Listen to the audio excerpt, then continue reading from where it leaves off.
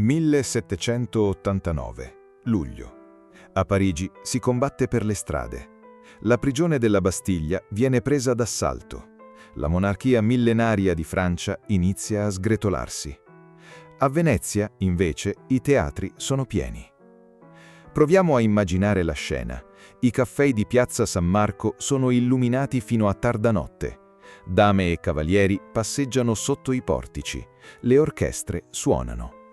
È facile, guardando queste immagini, pensare a una città in totale decadenza, a un corpo politico vecchio e malato che attende solo l'arrivo dei becchini. Ma la realtà storica è molto diversa e il vero dramma si nasconde proprio qui. Nel 1789 Venezia non è uno stato in rovina, al contrario. La sua macchina amministrativa è ancora una delle più efficienti del continente. Le tasse vengono riscosse con estrema puntualità in tutti i territori. I magistrati controllano i prezzi nei mercati di rialto, assicurando che il pane non manchi mai alla popolazione. Il magistrato alle acque cura la manutenzione dei canali e della laguna con una precisione ingegneristica che il resto d'Europa invidia. A Rialto le banche gestiscono capitali immensi. I palazzi sul Canal Grande brillano di ricchezza e i forzieri della Zecca di Stato sono tutt'altro che vuoti. Lo Stato funziona benissimo. Il problema è un altro. Funziona in modo perfetto per un mondo che sta scomparendo. Al vertice di questa macchina statale c'è il Doge. Ludovico Manin viene eletto proprio nella primavera di quel fatidico 1789. È l'uomo più ricco della Repubblica. Un amministratore scrupoloso, devoto, di un'onestà e di una dirittura morale assolute. Controlla i registri contabili con una precisione quasi maniacale. Conosce ogni dettaglio del bilancio, ma non è un generale. Quando viene eletto, le cronache raccontano che scoppia a piangere, sconfortato. Sente il peso di una corona che richiede una spietatezza che lui semplicemente non possiede. L'intera classe politica veneziana fatica a guardare oltre i confini rassicuranti della laguna. La politica estera del Maggior Consiglio si riassume in un'unica dottrina: la neutralità disarmata. L'idea alla base è logica. Non ci alleiamo con l'Austria, non ci alleiamo con la Francia, non mobilitiamo le truppe. Se restiamo immobili e non provochiamo nessuno, la tempesta europea ci passerà accanto senza toccarci. Non è la scelta di un governo di ciechi, è la scelta di un governo che crede ancora, ostinatamente, nel potere della diplomazia formale. A Palazzo Ducale, infatti, nessuno ignora ciò che sta accadendo nel mondo. Il sistema informativo veneziano è formidabile. Nelle stanze segrete, i 3 inquisitori di Stato ricevono regolarmente i dispacci, cifrati.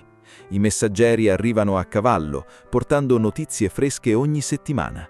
I magistrati veneziani leggono delle piazze parigine in rivolta, leggono del re in catene, leggono del terrore giacobino e di una cosa mai vista prima: la leva militare di massa. Sanno tutto, leggono, archiviano e scelgono di aspettare. C'è però una voce che si alza forte fuori dal coro. Da Parigi, l'ambasciatore veneziano Antonio Cappello invia rapporti che sono veri e propri capolavori di lucidità politica. È lì, sul posto, respira la polvere e la rabbia delle strade. Cappello vede la tempesta e capisce subito che non si fermerà ai confini francesi. Avverte il Senato che quella di Parigi non è una banale rivolta per il prezzo del grano, ma un incendio politico globale, un nuovo, brutale modo di concepire la guerra. Le sue richieste sono continue e pressanti. Armiamo la flotta, rinforziamo le difese di terraferma, mettiamo le milizie in stato di allerta. Ma le sue lettere rimbalzano contro il mulo di gomma del Maggior Consiglio. La direttiva che parte da Venezia è implacabile. Prudenza, non dare pretesto. Le conseguenze di questa ostinata inazione sono visibili ad occhio nudo. Se entriamo nell'arsenale, il cuore marittimo e industriale della Serenissima, l'atmosfera è surreale. L'odore della pece e del legno tagliato c'è ancora. I maestri d'ascia possiedono intatta la competenza per costruire navi eccezionali. Eppure molte banchine rimangono silenziose. Navi che un tempo avrebbero dominato l'Adriatico marciscono lentamente all'ormeggio. I soldi nelle casse di Stato ci sarebbero, ma il Senato preferisce dirottarli sulle spese civili o sul ripianamento del debito, pur di non avviare cantieri militari che potrebbero insospettire le potenze vicine. La stessa sorte tocca all'esercito. I celebri Fanti da Mar, la fanteria d'élite che un tempo incutiva timore in tutto il Mediterraneo, sono ridotti a non più di 4.000 uomini. Le loro divise sono pulite, i loro fucili funzionano, ma sono spaventosamente pochi. 4.000 uomini per difendere una frontiera terrestre che si snoda dalle valli di Bergamo fino all'Istria e alla Dalmazia. Le grandi e imponenti fortezze del quadrilatero veneto sono presidiate da guarnigioni ridotte all'osso, enormi capolavori di architettura militare lasciati semivuoti. Sulla terraferma veneta, intanto, la vita scorre placida. Le campagne padovane e vicentine producono raccolti abbondanti. I nobili veneziani passano l'estate nelle loro ville palladiane, circondati da statue e giardini curatissimi, discutendo di letteratura. Nessuno di loro sospetta che nel giro di pochi anni quei prati verdi diventeranno sterminati accampamenti militari. Torniamo a Venezia. Il carnevale non si ferma. I diplomatici di mezza Europa passeggiano sul molo, ammirando la laguna. La Repubblica è circondata dal rispetto istituzionale di tutti. Nessuno finora ha osato violare i confini di un paese così antico, neutrale e pacifico. Venezia crede sinceramente di poter fermare la modernità con il prestigio del suo passato e l'efficienza dei suoi tribunali. È uno Stato civile, raffinato, ricco e soprattutto funzionante, ma ha volontariamente posato la spada. Ed è proprio questa enorme, indifesa ricchezza a renderla un boccone irresistibile per chi sta iniziando a ridisegnare le mappe d'Europa con la forza dei cannoni. Il rispetto per le antiche diplomazie sta per evaporare. A sud, un giovane generale dell'armata francese sta studiando le mappe della pianura padana. Il suo nome è Napoleone Bonaparte e non ha alcuna intenzione di fermarsi a guardare i palazzi sul Canal Grande. Capitolo 1. Il giovane generale e la sua terraferma. Primavera, 1796. Dalle Alpi non scende solo l'acqua del disgelo, scendono migliaia di soldati. L'esercito della Repubblica francese si riversa nella pianura padana. Non somigliano a nulla di ciò che i veneziani sono abituati a vedere. Non hanno divise immacolate o parrucche incipriate, sono logori, affamati, con le scarpe sfondate dal fango, ma marciano a una velocità impressionante e soprattutto hanno gli occhi febbrili di chi crede di portare una nuova era sulla punta delle baionette. A guidarli c'è quel ragazzo di 26 anni che sta togliendo il sonno alle cancellerie di mezza Europa, Napoleone Bonaparte. Insegue l'esercito austriaco in ritirata e la scacchiera su cui decide di giocare questa partita mortale è la terraferma veneta. La terraferma non è un semplice pezzo di mappa per Venezia, è il suo granaio, la sua cassaforte agricola, il cuore della sua economia reale. Città come Verona, Vicenza, Padova, Brescia sono centri fiorenti, ricchi di commerci e di cultura. All'improvviso i loro ponti di pietra, le loro piazze ordinate e i loro campi coltivati diventano un campo di battaglia a cielo aperto. Austriaci e francesi entrano, escono, si accampano, combattono, tutto sul suolo di uno Stato teoricamente neutrale. E il governo di Venezia cosa fa? La macchina burocratica si mette in moto. I corrieri partono al galoppo da Palazzo Ducale verso i podestà e i capitani delle città di terraferma. Le buste contengono ordini chiari, scritti con la solita e impeccabile calligrafia dei segretari di Stato, ma il contenuto è disastroso. L'ordine tassativo è «Protestate, consegnate lettere di sdegno, ricordate ai generali stranieri che stanno violando un territorio sovrano, ma in ogni circostanza non date pretesto». Significa non reagite, non sparate un solo colpo, non usate le armi, sottostate alle richieste, pur di evitare un incidente diplomatico. È un paradosso drammatico. Uno Stato che dispone ancora di fortezze imponenti e di una milizia territoriale ordina ai propri comandanti di abbassare la testa. Immaginate la frustrazione degli ufficiali veneziani, uomini addestrati, costretti a restare chiusi nei cortili delle guarnigioni, guardando dalle finestre le truppe straniere che occupano le loro città. Il momento che fotografa perfettamente questo scontro tra due mondi avviene a Peschiera del Garda nel maggio di quel 1796. Il Senato veneziano manda il suo rappresentante di altissimo livello, il provveditore straordinario Niccolò Foscarini, a incontrare Napoleone. Foscarini deve negoziare, deve convincere il francese a rispettare i confini. È una scena quasi teatrale. Foscarini si presenta nel suo abito di seta, con i modi misurati dell'aristocrazia secolare, la voce impostata di chi è abituato ai salotti e alla diplomazia felpata. Dall'altra parte del tavolo Napoleone, energico, inquieto, animato da un'urgenza quasi febbrile. Il generale corso affronta l'incontro con un atteggiamento completamente diverso da quello della diplomazia settecentesca. È impaziente, diretto, aggressivo nei toni. Le tradizionali formule veneziane sembrano non avere alcun effetto su di lui. Foscarini inizia a parlare di trattati, di diritto delle genti, di confini inviolabili, ma il linguaggio misurato della diplomazia veneziana si infrange contro una nuova forma di guerra politica e militare. Il provveditore torna indietro sconvolto, scrivendo a Venezia che quel giovane generale è un uomo con cui è impossibile ragionare. Intanto, fuori dalle stanze della diplomazia, la vita delle persone comuni diventa un incubo. La direttiva del non dar pretesto si traduce in un via libera al saccheggio. L'esercito francese, privo di linee di rifornimento adeguate, deve vivere alle spalle del territorio. Iniziano le riquisizioni. I soldati entrano nelle fattorie, rubano i cavalli, macellano i buoi, svuotano i fienili, esigono farina, vino e carne. Se un contadino protesta, viene zittito con il calcio di un fucile. Per molti contadini veneti, profondamente religiosi, quei soldati appaiono come portatori di caos e sacrilegio. L'odio inizia a covare sotto la cenere, silenzioso ma feroce. Nelle città, invece, accade qualcosa di diverso e più subdolo. Tra la borghesia l'aria è elettrica.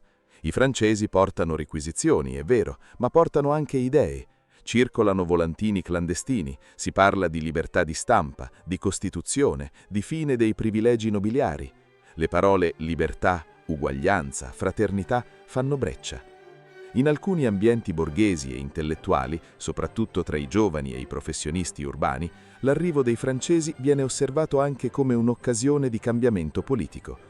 Questa borghesia di terraferma inizia a guardare i propri governatori veneziani con occhi nuovi. Li vede per quello che si stanno dimostrando, lenti, esitanti, vecchi, incapaci di difendere il territorio e ancorati a privilegi arcaici. Perché obbedire ancora al leone di San Marco se il leone non ha più i denti per proteggerti? Il veleno del dubbio si insinua nelle strade di Brescia, di Bergamo, di Padova. La Repubblica non sta cedendo sotto un bombardamento nemico, sta perdendo il controllo del suo stesso corpo. I suoi cittadini, lasciati soli da un governo che chiede loro solo di subire in silenzio, stanno iniziando a prendere strade diverse. Mentre a Venezia il Maggior Consiglio continua a votare risoluzioni a colpi di maggioranza per raccomandare prudenza, a 100 chilometri di distanza la polveriera della terraferma è pronta a esplodere. E la prima scintilla, violentissima, scoccherà proprio a Verona. Capitolo 2. Le Pasque veronesi. Il sangue della Resistenza. Aprile 1797. Verona. È passato quasi un anno dall'arrivo delle truppe francesi in terraferma. Un anno di convivenza forzata. La guarnigione francese occupa i punti strategici della città, richiede alloggi, razioni, denaro. I soldati pattugliano le strade con un atteggiamento da padroni, ignorando spesso le autorità locali veneziane. Per i veronesi la situazione diventa insopportabile. L'arroganza militare si scontra quotidianamente con il profondo sentimento religioso della popolazione. Alcuni edifici religiosi vengono requisiti per esigenze militari e logistiche. Nelle piazze e nelle osterie la rabbia silenziosa cova sotto la cenere. Manca solo una scintilla. Lunedì dell'Angelo, 17 aprile. Le campane di Verona iniziano a suonare, ma questa volta non annunciano una funzione religiosa. Suonano a martello. È il segnale di una sollevazione generale. Il grido che si alza dai vicoli e dai ponti sull'Adige è uno solo: Viva San Marco! Non è un ordine impartito da Venezia. Da Palazzo Ducale, infatti, continuano ad arrivare dispacci che raccomandano calma e sottomissione. Questa è una sollevazione popolare, alimentata da mesi di tensione. Il popolo veronese passa dalle proteste ai fatti. Artigiani, mercanti, popolani e contadini arrivati dal contado prendono le armi. I vecchi fucili da caccia escono dai nascondigli. In poche ore Verona si trasforma in una trappola per la guarnigione francese. I soldati, colti di sorpresa mentre sono sparsi per la città nella giornata di festa, vengono inseguiti. Si combatte porta a porta nei rioni storici. Dalle finestre vengono lanciati sassi, tegole e oggetti improvvisati. È una guerra urbana disordinata e feroce. In questo caos, alcuni esponenti della nobiltà locale cercano di intervenire. Figure come il conte Francesco Buri tentano di dare una minima organizzazione tattica a un'insurrezione che resta comunque frammentata e profondamente popolare. Cercano di guidare le milizie volontarie, coordinando gli assalti contro i presidi francesi isolati e provando a riprendere il controllo delle porte, come la strategica San Zeno. Per un momento la rivolta sembra avere successo. Le truppe d'occupazione sono in seria difficoltà, ma la reazione dell'esercito regolare non si fa attendere. Il generale Balland, comandante della piazza per conto di Napoleone, capisce di non poter tenere le strade.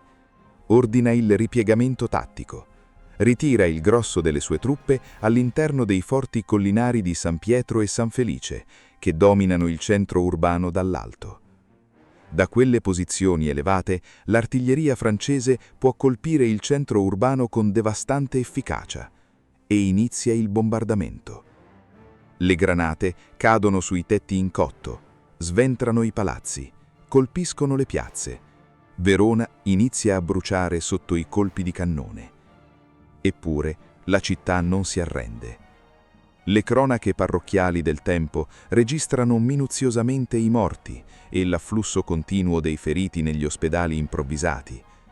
Le cronache testimoniano quanto il legame simbolico con San Marco fosse ancora vivo in ampi strati della popolazione.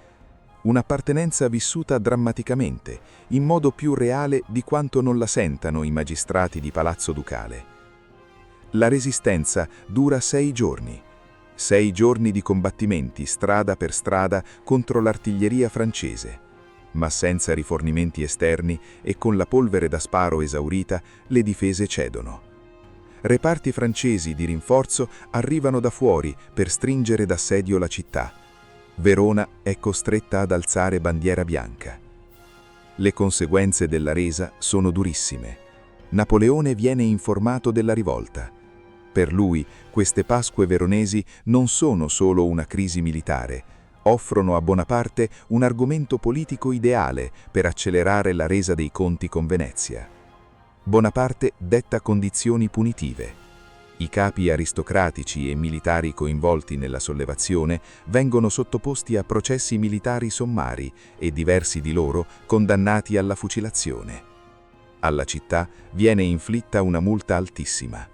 I commissari militari impongono requisizioni finanziarie e sequestri di beni preziosi. Verona è domata. La politica del non dar pretesto, voluta da Venezia, è andata in frantumi. E mentre Verona conta i suoi morti, l'equilibrio della Repubblica entra nella sua fase più critica. Capitolo 3. L'incidente del liberatore d'Italia. 20 aprile 1797. 3 giorni dopo l'inizio della sollevazione di Verona. Mentre sulla terraferma si spara strada per strada, a 100 chilometri di distanza, nel delicato ecosistema lagunare, l'illusione della pace si infrange. La crisi raggiunge la porta di casa. Per secoli la Repubblica ha mantenuto in vigore una regola non scritta: ferrea e inappellabile. Nessuna nave armata straniera può oltrepassare le bocche di porto. Entrare in laguna con i cannoni a bordo significa minacciare il cuore politico dello Stato. La laguna è un santuario. Chi forza il blocco è considerato un nemico. Nel tardo pomeriggio, al largo del Lido, si profila una sagoma. È un vascello francese. Si chiama Le Libérateur d'Italie, il liberatore di Italia. A comandarlo è il capitano Lauger. Il comportamento della nave appare deliberatamente provocatorio agli osservatori veneziani. Ancora oggi gli storici discutono se si sia trattato di una semplice forzatura o di una provocazione calcolata. La nave punta la prua verso l'ingresso del porto, ignora i segnali visivi che intimano di fermarsi, oltrepassa le boe che delimitano le acque territoriali. A difendere quel tratto d'acqua c'è il forte di Sant'Andrea. Il comandante della guarnigione è Domenico Pizzamano, un ufficiale di solida esperienza radicato nella dottrina militare veneziana. Pizzamano vede la nave, conosce a memoria il regolamento navale della Serenissima, sa cosa deve fare e, a differenza dei senatori a Palazzo Ducale, non esita. Ordina i colpi di avvertimento a salvo. Il rimbombo scuote le finestre dei palazzi fino a Venezia. La nave francese, tuttavia, non inverte la rotta. Continua ad avanzare senza fermarsi agli ordini veneziani. Allora Pizzamano ordina il tiro a percussione. Questa volta i cannoni veneziani sparano per colpire. Il liberatore di Italia viene centrato. Lo scafo è danneggiato. Dalle Darsine partono immediatamente le scialuppe armate veneziane per l'abbordaggio. I fanti da mare salgono a bordo del vascello francese. Durante l'abbordaggio avvengono scontri violenti tra gli equipaggi. Nello scontro il capitano Lauger cade senza vita. La nave viene catturata e rimorchiata in porto. Da un punto di vista strettamente militare, la guarnigione ha fatto rispettare la sovranità nazionale, respingendo un'intrusione ostile. Ma a Venezia la notizia viene accolta in un clima di evidente allarme politico. A Palazzo Ducale i magistrati leggono i dispacci. Il famoso pretesto, quello che per un anno intero hanno cercato di non fornire ai francesi, subendo l'occupazione in terraferma, si è appena materializzato proprio sull'uscio di casa. La notizia dell'incidente viaggia velocissima. Raggiunge Napoleone Bonaparte a Graz, in Austria, dove sta conducendo complesse trattative diplomatiche. L'incidente del Lido, sommato alle notizie dei soldati francesi uccisi nelle strade di Verona, fornisce a Bonaparte un'arma negoziale formidabile. I resoconti dell'epoca descrivono una reazione esplosiva. Le sue parole, rivolte agli inviati veneziani, restano nella storia. «Io non voglio più Inquisizione, non voglio più Senato, sarò un Attila per lo Stato veneto». A questo punto la macchina statale veneziana, ancora perfettamente funzionante nelle sue procedure burocratiche, tenta una concessione estrema nella speranza di evitare il conflitto aperto. Domenico Pizzamano viene rimosso dal comando, viene arrestato e rinchiuso in carcere. Viene istruito un processo. I savi alla scrittura, il Ministero della Guerra veneziano, interrogano Pizzamano. I verbali restituiscono l'immagine di uno Stato ormai paralizzato dalla paura di provocare un conflitto diretto con la Francia. Venezia sacrifica il comandante di Sant'Andrea nell'illusione di poter disinnescare la crisi. Ma la situazione diplomatica generale rimane estremamente fluida. Bonaparte alza i toni, ma il quadro europeo non è ancora definito. L'impero austriaco è ancora presente in Italia, osserva e valuta le proprie mosse. Non c'è un destino ineluttabile già scritto, ma un progressivo collasso delle opzioni politiche veneziane. L'ambiguità domina i tavoli della diplomazia europea, ma a Venezia il margine di manovra si restringe ora dopo ora.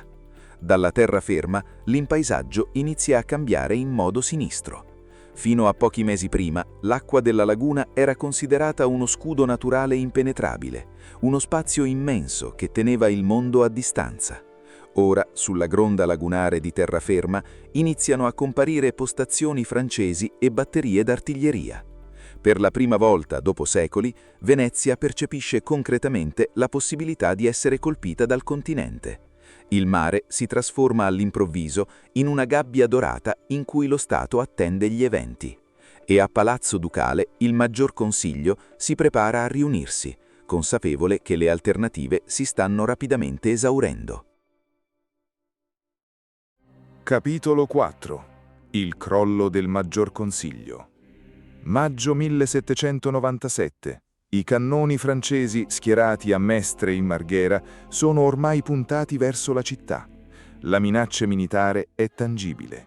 Eppure, nei giorni cruciali di inizio maggio, a Palazzo Ducale la preoccupazione più urgente non arriva dalla terraferma, arriva dalle calli e dai campielli di Venezia. All'interno della capitale si è formata una fazione filo-francese molto attiva. Guidati da figure come il negoziante Andrea Spada, questi gruppi premono per un rovesciamento immediato del governo aristocratico. Organizzano riunioni, diffondono pamphlet politici e individuano possibili oppositori del nuovo ordine rivoluzionario. Non dispongono dei numeri per un colpo di Stato, ma padroneggiano un'arma psicologica efficace, la prospettiva di sollevare la plebe. Per i nobili veneziani, il timore di violenze interne e disordini rivoluzionari finisce per condizionare le scelte del Maggior Consiglio in misure persino maggiore rispetto alla minaccia posta dall'esercito di Bonaparte. Venerdì 12 maggio. È la giornata che segna la fine dell'assetto istituzionale veneziano. Il Maggior Consiglio, l'organo supremo della sovranità della Repubblica, viene convocato per deliberare sulle richieste di Napoleone, che esige un formale cambio di regime. I patrizi veneziani aventi diritto dovrebbero essere più di 1000, ma in sala se ne contano appena 537. Molti nobili si sono già allontanati dalla capitale nei giorni precedenti, ritirandosi nelle loro tenute di campagna. Chi è rimasto prende posto sui banchi di legno, in un clima di forte tensione e incertezza. Prende la parola il doge, Ludovico Manin. Non pronuncia un'orazione solenne. Tratteggia piuttosto un'analisi cruda della situazione dell'ordine pubblico. I verbali dell'epoca registrano una sua espressione che fotografa lucidamente il livello della crisi istituzionale. Stasera non siamo sicuri neanche nel nostro letto. Mentre il doge parla, dall'esterno del palazzo si alza un boato. In piazza San Marco si è radunata una folla enorme. Ci sono popolani, artigiani e soprattutto gli arsenalotti, gli operai dei cantieri navali che da sempre costituiscono la guardia del corpo non ufficiale delle istituzioni. Ma non sono lì per la rivoluzione. Gridano «Viva San Marco!». Una parte consistente della popolazione appare pronta a difendere la Repubblica e le sue istituzioni tradizionali. È il momento più emblematico dell'intera giornata. All'interno del palazzo l'aristocrazia non coglie questo appoggio. Al contrario, molti patrizi interpretano quelle urla come il segnale dell'inizio di una possibile insurrezione. A complicare la situazione risuonano improvvisamente dei colpi di moschetto. Oggi sappiamo che a sparare sono i soldati schiavoni. Queste truppe dalmate, fedelissime a Venezia, stanno obbedendo all'ordine di evacuare la città per evitare incidenti con le imminenti forze francesi. Salendo sulle navi, sparano in aria dei colpi a salvo, come ultimo saluto militare. Ma dentro la sala del Maggior Consiglio, il rumore degli spari acuisce la percezione di un pericolo ormai imminente e incontrollabile. Il dibattito si svolge in modo rapidissimo e sotto una pressione enorme. Non c'è spazio per le lunghe orazioni o per le complesse procedure che avevano scandito le votazioni per secoli. La proposta sul tavolo è radicale: accettare le condizioni di Bonaparte, abdicare, rinunciare alla sovranità e consegnare il potere a una municipalità provvisoria di stampo democratico. I patrizi votano in fretta. I numeri, conservati con la consueta precisione nei documenti d'archivio, sono glaciali. 512 voti a favore, 20 contrari, 5 astenuti. Con quest'ultima delibera, il Maggior Consiglio ha appena abolito se stesso. Nei giorni successivi, la municipalità provvisoria prende possesso della città, sotto l'occhio vigile degli emissari francesi. Venezia attraversa un rapido processo di allineamento politico. Si piantano gli alberi della libertà nelle piazze, ma l'intervento più drastico riguarda la memoria visiva e istituzionale dello Stato. I simboli del patriziato veneziano vengono sistematicamente scalpellati via dal nuovo governo. Una delle repubbliche più longeve della storia europea crolla così sotto una combinazione di pressione militare esterna, paralisi politica interna e paura della guerra civile. Venezia non è caduta sotto l'assalto frontale di un esercito nemico. Il vero dramma del maggio 1797 è che lo Stato veneziano ha smesso di credere nella propria capacità di sopravvivere, consegnando le proprie chiavi a un conquistatore che non è ancora nemmeno entrato in città. Capitolo 5. L'occupazione e il saccheggio. Maggio 1797. I soldati francesi sbarcano a Venezia. Per la prima volta dopo secoli, reparti militari stranieri entrano stabilmente nella capitale, senza il consenso della Repubblica. Non c'è nessun assalto, nessun combattimento. L'occupazione avviene nel totale silenzio di una città che ha già deposto le armi. Sulla carta, il governo è passato alla municipalità provvisoria, un organo formato da veneziani di simpatie democratiche. L'intento dichiarato è quello di modernizzare lo Stato sui principi della rivoluzione, ma la realtà politica è molto diversa. Le decisioni strategiche non vengono prese nei nuovi comitati cittadini, ma nei comandi militari francesi. L'amministrazione si rivela rapidamente per quello che è, un'amministrazione controllata, incaricata di gestire la transizione e, soprattutto, di assecondare le richieste di Bonaparte. E le richieste sono enormi.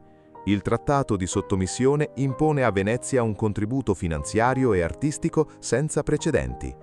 Non si tratta del saccheggio disordinato e caotico a cui si era assistito nelle campagne di terraferma. Questa è una spoliazione condotta in modo sistematico e organizzato da commissari francesi inviati appositamente da Parigi con elenchi precisi. Venezia deve consegnare opere d'arte, navi, denaro e materiali strategici. Il colpo più duro viene inferto all'arsenale. I magazzini navali, che ancora custodiscono enormi scorte di legname stagionato, cordami e artiglierie, vengono metodicamente svuotati. Le navi da guerra in efficienza, incluse fregate e vascelli di linea, vengono requisite per essere integrate nella flotta francese o inviate verso Corfù. Ma è in uno dei bacini coperti che si consuma l'operazione più emblematica.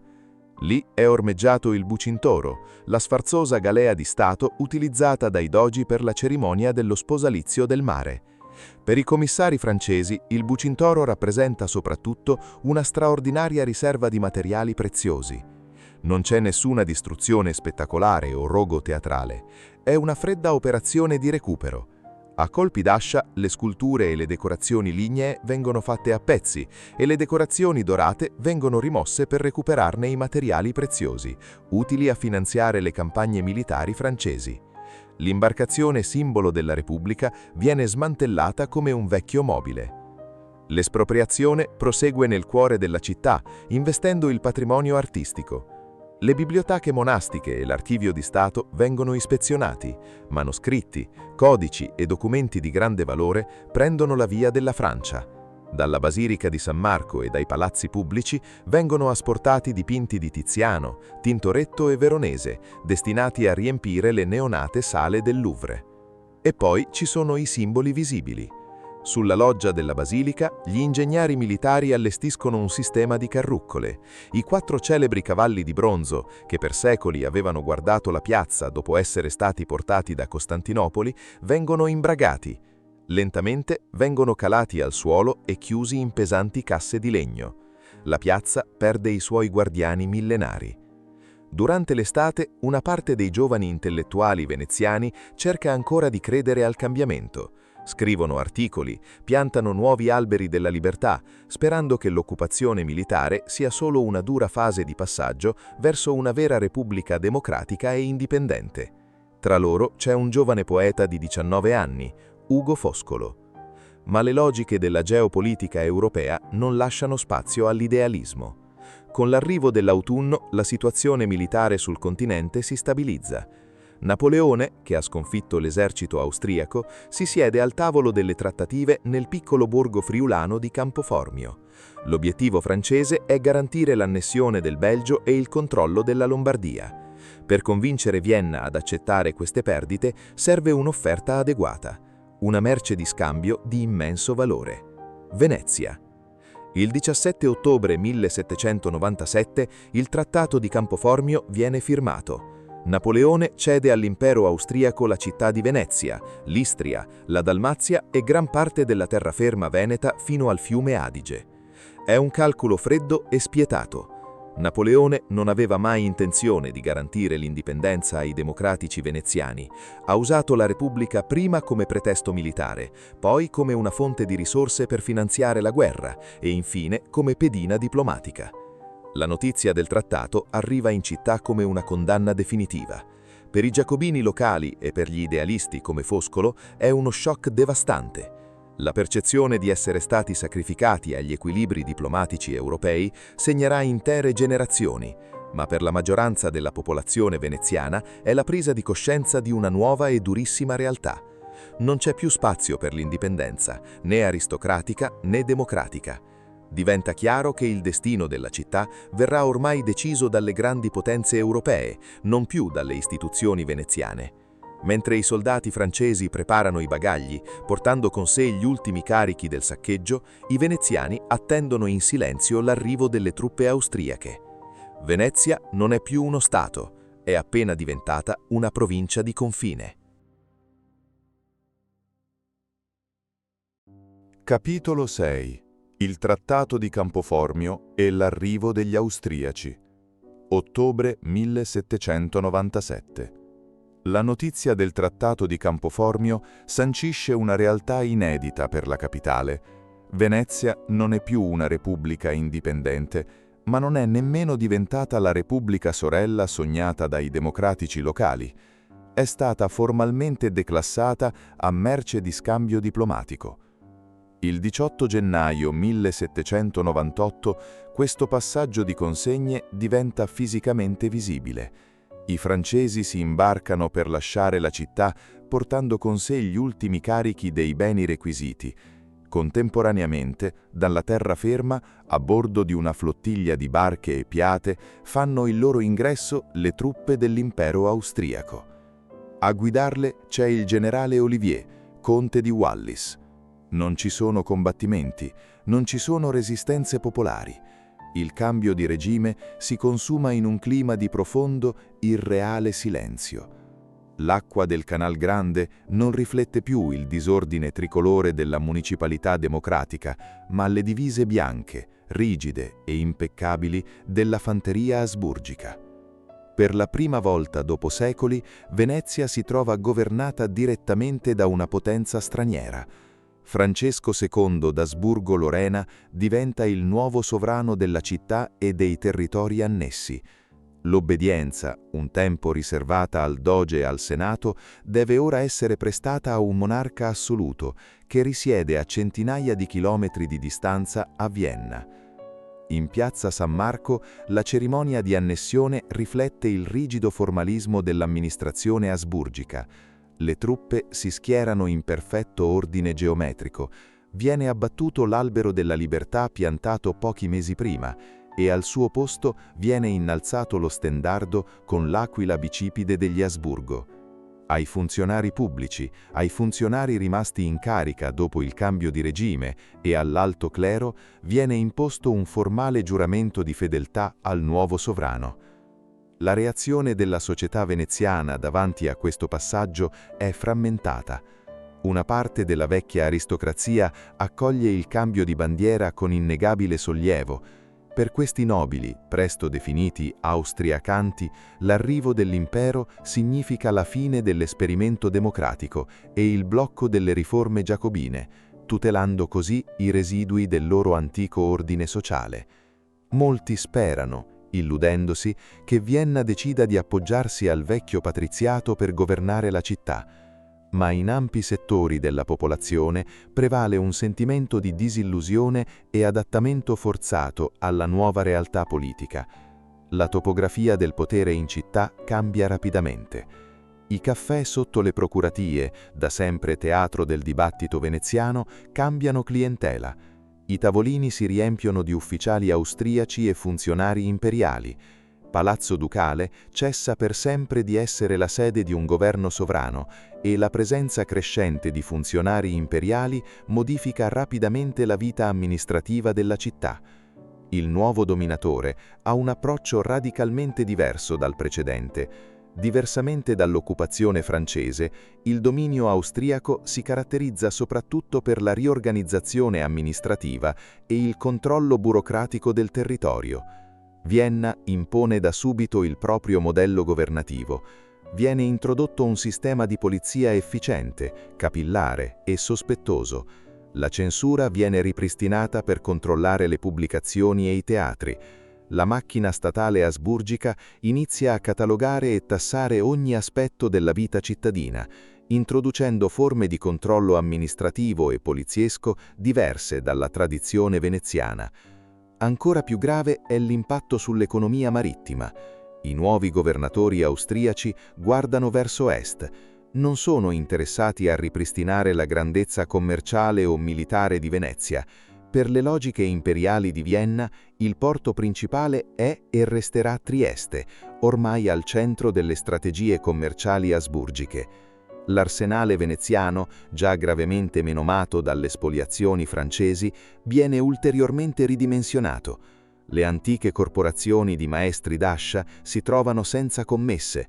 I grandi bacini diventano semplici scali di manutenzione per il naviglio minore o magazzini logistici, accelerando il declino di quella tradizione tecnologica e cantieristica che aveva reso Venezia una superpotenza. La città perde il suo respiro marittimo esclusivo, diventa silenziosa, ordinata e severamente controllata.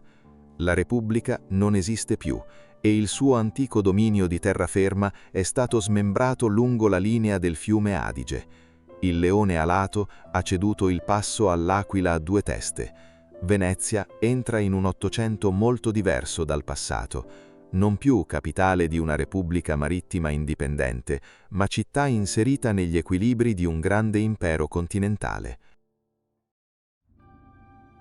Capitolo 7. Venezia nel Regno di Italia napoleonico. Dicembre 1705. Sulla piana di Austerlitz, in Moravia, Napoleone Bonaparte infligge una sconfitta decisiva alle truppe alleate austriache e russe. Pochi giorni dopo, con la pace di Presburgo, la carta geopolitica europea viene ridisegnata ancora una volta. Le truppe austriache lasciano Venezia. Nelle calli tornano le divise francesi. Tuttavia, non è un ritorno agli ideali rivoluzionari del 1797. La Francia è ora un impero. Venezia viene annessa al neonato Regno d'Italia, la cui capitale è Milano e il cui sovrano è lo stesso Bonaparte. La città passa sotto la diretta amministrazione del viceré Eugenio di Beauharnais, figliastro di Napoleone. Il nuovo governo porta con sé una volontà di trasformazione radicale. L'impero non si accontenta di governare la città, vuole modernizzarla forzatamente, imponendo modelli amministrativi e urbanistici di matrice francese, a un tessuto sociale cresciuto su logiche secolari. Il primo grande impatto è normativo. Il sistema legale veneziano, un complicato intreccio di statuti e consuetudini stratificate nei secoli, viene cancellato. Al suo posto entra in vigore il Codice Napoleonico. È un momento di rottura epocale. Il diritto viene riordinato in un codice unico e centralizzato. Vengono introdotti il divorzio e il matrimonio civile. Si afferma un sistema fondato sul principio dell'uguaglianza giuridica davanti alla legge, ma al tempo stesso si impone un impianto fiscale inflessibile e un rigido controllo poliziesco. Nel 1707 Napoleone entra a Venezia. La sua visita dura solo pochi giorni, ma è sufficiente per tracciare un programma di lavori pubblici che altererà irreversibilmente l'aspetto della capitale. L'intervento più simbolico avviene in Piazza San Marco. Per costruire un nuovo accesso monumentale e ospitare le sale di rappresentanza del nuovo Palazzo Reale, viene decretata la demolizione della chiesa di San Gemignano, un capolavoro architettonico di Jacopo Sansovino, che chiudeva il lato corto della piazza. Al suo posto sorge l'ala napoleonica, una struttura neoclassica che cambia l'equilibrio visivo dello spazio pubblico più importante della città. Questa politica di riorganizzazione investe l'intera struttura urbana. L'amministrazione francese considera Venezia una città con una concentrazione eccessiva di edifici religiosi. Inizia la fase delle soppressioni. Decine di conventi, monasteri e confraternite vengono chiusi per decreto statale. Gli edifici requisiti vengono convertiti in caserme, depositi militari, ospedali pubblici o scuole pubbliche. Le opere d'arte presenti all'interno vengono inventariate e molte vengono trasferite alle neonate gallerie dell'Accademia o spedite a Milano e Parigi. Alla periferia est della città, nel sestiere di Castello, interi complessi monastici antichissimi, come Sant'Antonio e San Domenico, vengono demoliti o profondamente riconvertiti. Le macerie vengono utilizzate per colmare i canali e le barene. Nasce così una passeggiata verde, pubblica e laica, i Giardini. È il primo grande parco cittadino progettato per il passeggio della borghesia emergente. In nome dell'igiene pubblica viene applicato l'editto di Saint-Cloud. Si vieta per sempre la sepoltura dei morti all'interno delle chiese urbane e nei piccoli campielli parrocchiali. L'isola di San Michele viene espropriata e trasformata nel nuovo cimitero monumentale cittadino, introducendo nuovi criteri sanitari e urbanistici nella gestione delle sepolture. Venezia viene progressivamente riorganizzata secondo criteri amministrativi e urbanistici più centralizzati, ma il prezzo economico e sociale di questa trasformazione è altissimo. Sul piano commerciale, l'impero impone il blocco continentale, il divieto assoluto di commercio con la Gran Bretagna. Per una città portuale, questo provoca una forte contrazione dei traffici marittimi. Il porto si svuota. L'arsenale torna in piena attività, ma non per costruire navi commerciali, viene utilizzato quasi esclusivamente per produrre naviglio militare destinato alla flotta imperiale. Il peso più grande, tuttavia, cade direttamente sulla popolazione. Il Regno d'Italia introduce la leva militare obbligatoria. Migliaia di giovani veneziani e veneti vengono prelevati con la coscrizione e inquadrati nelle armate napoleoniche. Molti non torneranno mai, perdendo la vita sui campi di battaglia della Spagna o nelle gelide retrovie della campagna di Russia. Quando nel 1814 il sistema di potere napoleonico collassa sotto l'offensiva delle potenze coalizzate, Venezia osserva il crollo senza potersi sollevare. Ha vissuto 10 anni di modernizzazione frenetica e violenta. Il codice civile, i giardini, l'ala napoleonica e il cimitero di San Michele resteranno, cambiando per sempre l'infrastruttura della città. Ma il blocco continentale e la leva obbligatoria hanno sottoposto la città a una pressione economica e sociale molto pesante. Alla fine del periodo francese, Venezia è una città strutturalmente più moderna, ma economicamente esausta, in attesa dell'ennesimo riassetto dei poteri. Capitolo 8. L'arsenale ferito e l'agonia del mare. Per secoli il centro di gravità strategico della Repubblica non si è trovato nei saloni di Palazzo Ducale, ma all'estremità orientale della città, nel sestiere di Castello, l'Arsenale. Un complesso industriale immenso, un'area fortificata enorme, tra le più vaste della città. Qui nasceva e veniva mantenuta la flotta, che garantiva il dominio di Venezia sulle rotte del Mediterraneo. L'Arsenale non era un semplice cantiere navale, era uno dei più avanzati complessi proto-industriali dell'Europa moderna, un centro di eccellenza logistica e tecnologica che impiegava migliaia di lavoratori altamente specializzati, i celebri arsenalotti. Con la caduta della Repubblica, questa immensa macchina produttiva subisce una trasformazione strutturale profonda. Sotto le nuove amministrazioni, prima francese, poi austriaca e di nuovo francese, l'Arsenale smette di essere il cantiere di una flotta sovrana. Quando gli ingegneri navali francesi ne prendono possesso nel 1797, redigono rapporti tecnici dettagliati, riconoscono l'imponenza delle infrastrutture, ma applicano logiche strategiche diverse dalla tradizione veneziana. L'arsenale perde progressivamente il proprio ruolo centrale della potenza marittima veneziana, diventa una base logistica di supporto per marine militari, i cui centri di comando operano a Parigi o a Vienna. I registri delle maestranze e gli inventari dei materiali documentano questa transizione con la freddezza della contabilità statale.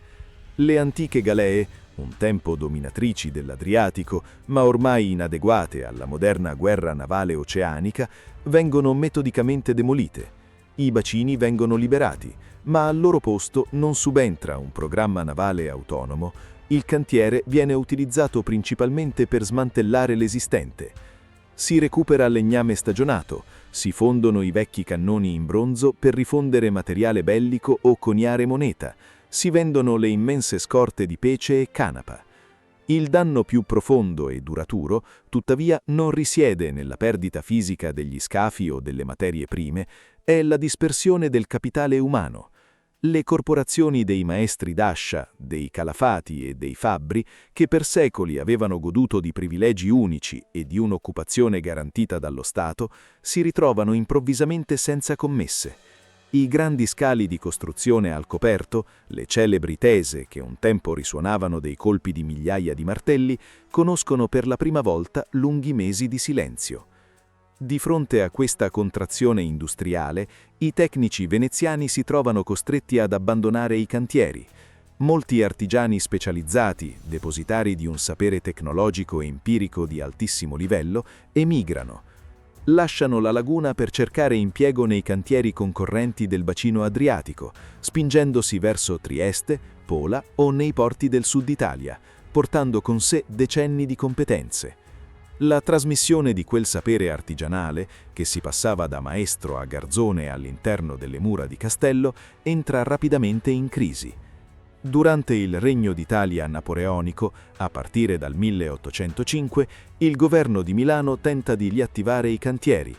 A Venezia vengono impostati grandi vascelli di linea da 74 cannoni, come il Rivoli, per sostenere lo sforzo bellico francese contro la potenza britannica. L'arsenale torna a produrre, impiegando migliaia di operai con ritmi di produzione molto intensi, ma si tratta di un'industria piegata alle esigenze strategiche di un impero straniero. Le navi varate in questi anni battono bandiera francese e soprattutto nascono già prigioniere. A causa del rigido blocco navale imposto dalla flotta inglese nel mare Adriatico, i grandi vascelli francesi costruiti a Venezia faticano ad uscire dal porto.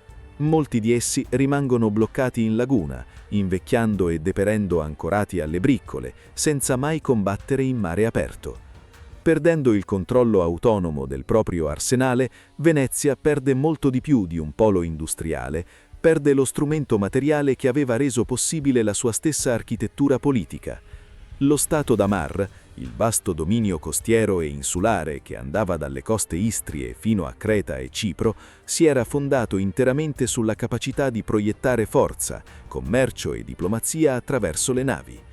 Senza la capacità di costruire e comandare una propria flotta, Venezia vede recidere il suo legame politico con il mare. Dopo aver esercitato per secoli la sua influenza politica e commerciale nel Mediterraneo orientale, Venezia perde il ruolo di capitale marittima sovrana, integrandosi progressivamente nei sistemi strategici degli imperi continentali. Capitolo 9. 1815. Il Congresso di Vienna e il Lombardo-Veneto. 1815. Mentre i grandi eserciti europei si scontrano per l'ultima volta a Waterloo, a Vienna i sovrani e i ministri delle potenze vincitrici siedono attorno a un tavolo. L'obiettivo è ridisegnare la mappa politica del continente dopo lo sconvolgimento napoleonico.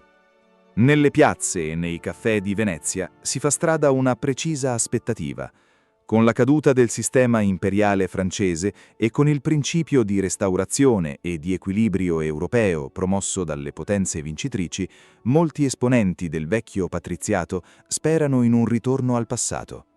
Si attende la ricostituzione della Repubblica di San Marco, considerata da molti esponenti dell'antico patriziato una realtà statale legittima, soppressa dalle guerre rivoluzionarie e napoleoniche. Ma nelle sale diplomatiche del Congresso di Vienna le logiche sono molto diverse. Per il cancelliere austriaco Clemens von Metternich, vero architetto dei nuovi equilibri, le antiche repubbliche aristocratiche rappresentano entità politiche ormai incompatibili con il nuovo equilibrio territoriale europeo. La restaurazione della Serenissima viene rapidamente esclusa dai tavoli negoziali. La decisione è netta. Venezia e i suoi territori continentali vengono formalmente assegnati all'Impero d'Austria. Nella primavera del 1815 nasce una nuova entità politica, il Regno Lombardo-Veneto. Sulla carta si tratta di un regno dotato di una propria corona assunta formalmente dall'imperatore d'Austria e di una limitata autonomia amministrativa formale. Nella realtà amministrativa è un dominio diretto di Vienna. Il baricentro politico si sposta verso ovest, il viceré risiede prevalentemente a Milano, mentre Venezia ospita un governatore imperiale. L'antica capitale si ritrova così inserita in una complessa gerarchia provinciale asburgica. Le antiche magistrature veneziane vengono definitivamente abolite e sostituite dalla Imperial Regia Delegazione Provinciale. Le decisioni più importanti, dalla manutenzione dei canali alla gestione della spesa pubblica, devono ora passare attraverso l'approvazione formale dei ministeri viennesi. Le pratiche vengono redatte in doppia lingua, italiano e tedesco, e la distanza tra la città e il nuovo centro del potere diventa evidente nella quotidianità amministrativa. L'Austria non si limita a presidiare militarmente il territorio, lo amministra con profonda sistematicità. I funzionari imperiali perfezionano gli strumenti di controllo già introdotti in epoca napoleonica. Il catasto viene aggiornato e reso uno strumento fiscale estremamente dettagliato. Le proprietà, le rendite e le attività commerciali vengono misurate, registrate e tassate con una precisione contabile capillare. La città conosce una nuova forma di ordine pubblico. L'amministrazione imperiale interviene sul controllo urbano, sulle infrastrutture e sui servizi cittadini, ma quest'ordine ha un corrispettivo politico rigoroso. Una rete di polizia efficiente e ben strutturata sorveglia la vita cittadina. La censura interviene sulle pubblicazioni, sulla stampa periodica e sui testi teatrali, limitando significativamente gli spazi del dibattito politico indipendente. Per consolidare il proprio potere, l'imperatore Francesco I cerca di integrare la vecchia classe dirigente veneziana nel nuovo sistema asburgico. Ai membri dell'ex patriziato vengono offerti titoli nobiliari asburgici, onorificenze e incarichi nelle amministrazioni locali. Una parte della nobiltà accetta, inserendosi nelle nuove magistrature imperiali e legando le proprie sorti a quelle di Vienna. Altri si ritirano nei loro palazzi privati, vendendo progressivamente collezioni d'arte e patrimoni familiari pur di mantenere l'antico tenore di vita in un contesto economico profondamente mutato. Nel frattempo, l'economia portuale si adatta a fatica al nuovo scenario geopolitico. Le direttrici commerciali dell'impero asburgico privilegiano lo scalo di Trieste, già da tempo al centro di importanti investimenti infrastrutturali e dotato di status di porto franco. Venezia mantiene una propria rilevanza commerciale, ma si inserisce in un quadro di forte competizione regionale, perdendo la posizione dominante che aveva storicamente esercitato nell'Alto Adriatico. Il Congresso di Vienna chiude l'epoca delle illusioni politiche. L'ipotesi di una restaurazione repubblicana svanisce. Venezia si stabilizza nella sua nuova configurazione ottocentesca. Una città di straordinario prestigio culturale, architettonico e storico, ma saldamente incardinata nei meccanismi burocratici, fiscali e militari dell'Impero d'Austria.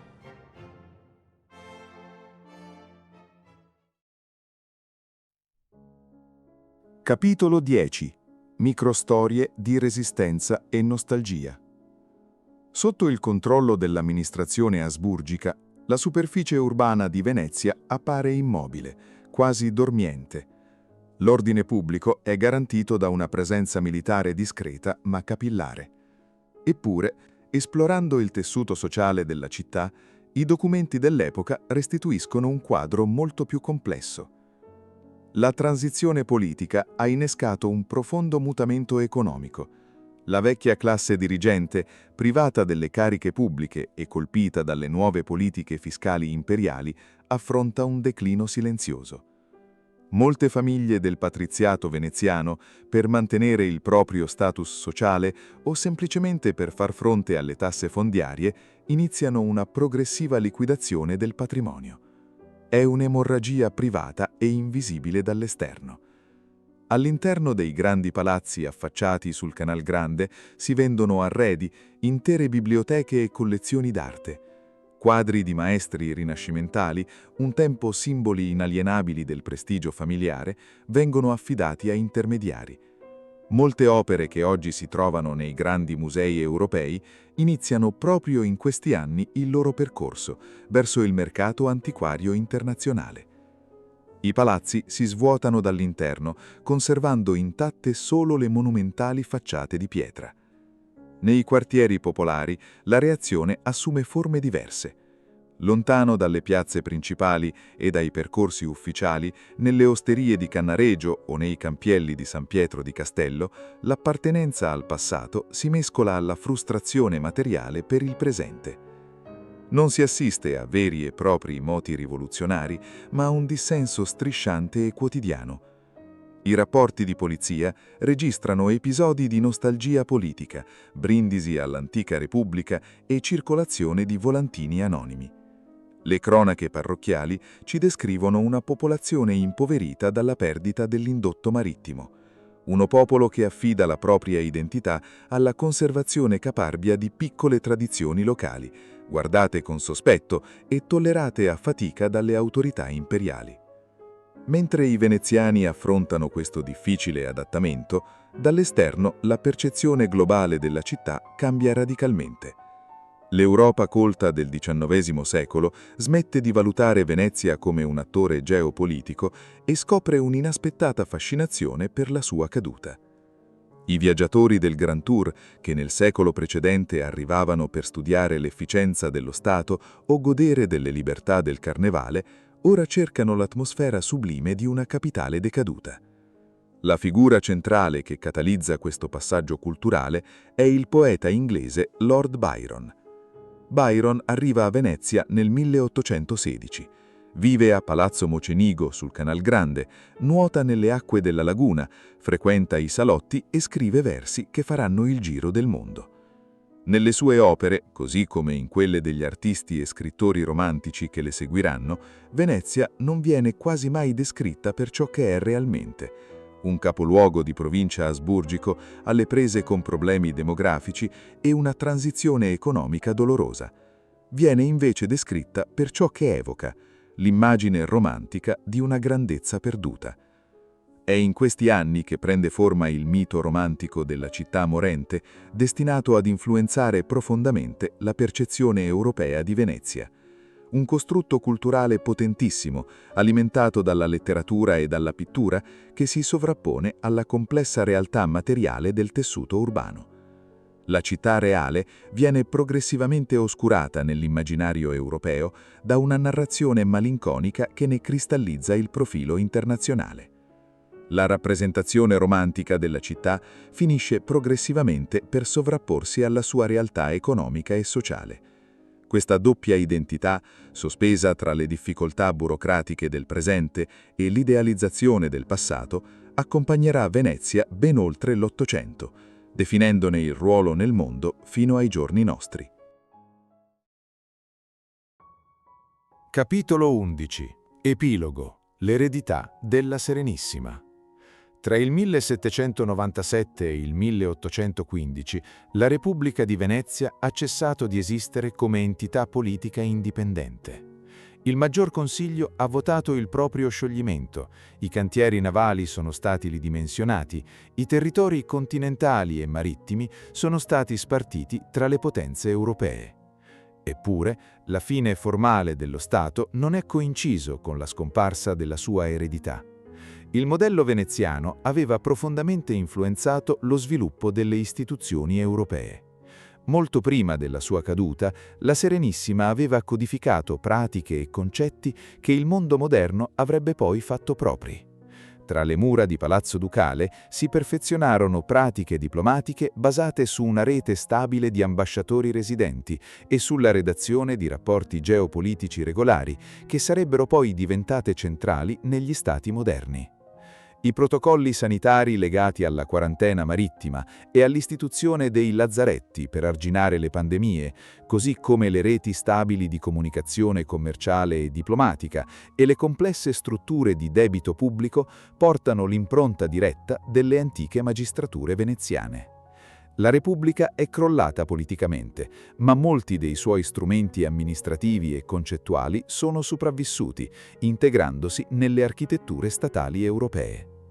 Questa eredità non è unicamente immateriale. Spingendosi oltre i confini della laguna, lungo le coste dell'Istria, della Dalmazia, fino alle isole della Grecia e a Cipro, il profilo del leone marciano continua a caratterizzare le antiche porte cittadine, le piazze e le fortezze costiere.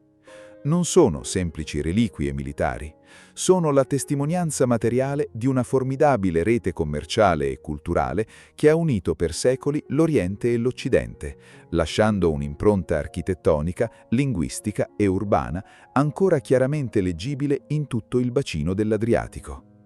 Nel corso dell'Ottocento e del Novecento, la città ha dovuto ridefinire profondamente il proprio ruolo.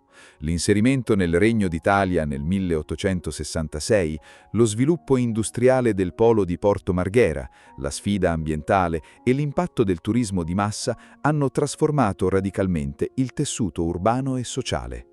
Venezia ha perso il suo dominio statale, ma ha acquisito uno status unico, quello di patrimonio universale. Da capitale marittima è diventata un crocevia culturale, ammirato per la sua ineguagliabile stratificazione storica.